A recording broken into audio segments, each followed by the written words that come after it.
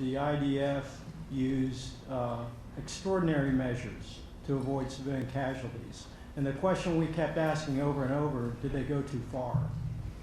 Because ultimately, if you become overconsumed with the prevention of civilian casualties to the detriment of your campaign, not only will you potentially extend the conflict, which could induce more civilian casualties in the long run, but think about future conflicts and think about fueling a strategy that your adversary will use against you again and again and again as you increasingly tie your hands to these sort of not legal restraints but policy restraints that you impose on yourself.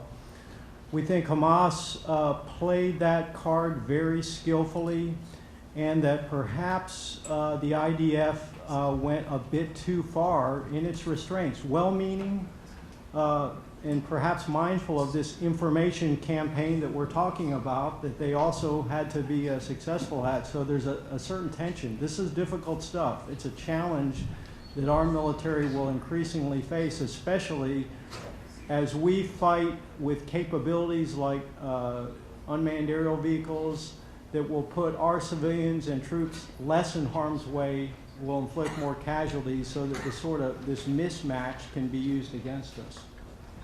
Rich? I think the real danger you see is that in the future, human shields may be a way to prevent the enemy, could be us, from targeting certain targets. Hamas used every protected structure imaginable, whether it was a mosque, a hospital, a UN school. I think one of our, go back to findings, was we really need to educate the public and the media on the law of armed conflict.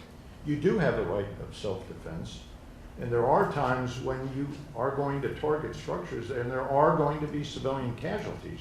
But if you don't target structures because of human shields and the fact that the enemy is actually using the civilian populace to deter or prevent you from targeting things, it's going to cause you a much greater challenge in the future.